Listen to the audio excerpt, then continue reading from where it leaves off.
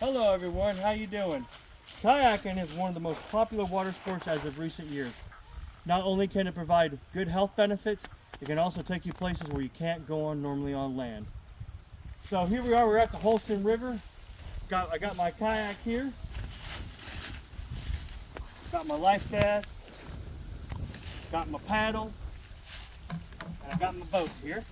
And this is the Holston River. So we're going to go into history for first. Kayaking probably originated in Greenland and was used by the Eskimos, while the canoe was used all over the world. The word kayak comes from the Inuit word meaning man boat or hunting boat. And the Inuit you might know as Eskimos. Eskimos lived around Greenland and used kayaks made from animal skins, whale bones, and leather. And they also used whale fat to seal the boat. Now, in the mid-1800s, kayaks were introduced to Europe as a soft-sided vessel for skimming across cold waters. The Germans and the French were the first to use boats for recreation use, while tribes in the North and South Poles still used boats for exploring, hunting, and fishing. In 1936, kayaks were added to the event of the Berlin Games, and over time, kayakers developed a much lighter and more resilient boat. And in the 50s, kayaks were made of fiberglass. As time went on, as in today, kayaks today are made of a heavy-duty polyurethane plastic that can last as long as 10 to 15 years if properly cared for. They come in an array of colors, styles, and lengths to choose from. Tandem kayaks are ideal for sharing with a friend. They are also hard to flip and easier to manage. Now, me personally, kayaking, I've done a lot of different rivers. Kayaking the Colorado River would be a good place to test the waters. Booking a trip with experienced kayakers would be a thrill to the sport and a safe environment to make some excellent memories. Nowadays, you can rent kayaks for an affordable price if you want to try this amazing sport. You may also be happy to know that today's kayaks are much safer and much more durable and are not enhanced with waterproofing of whale fat.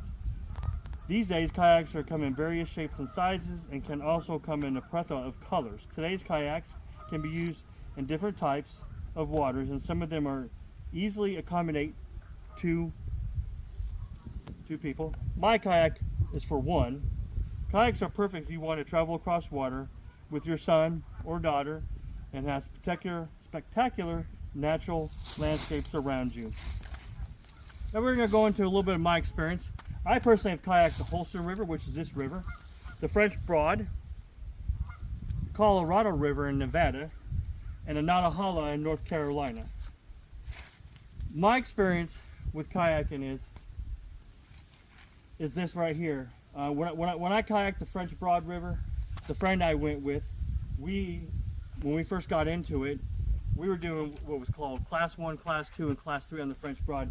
And as you can see, I don't have a skirting on my kayak. My kayak is designed for flat water like this. You can kayak all day long on your kayak out here, and the water's not going to come over. But when we went kayaking on the French Broad, we actually, me and my friend, sunk our boats 4 times each.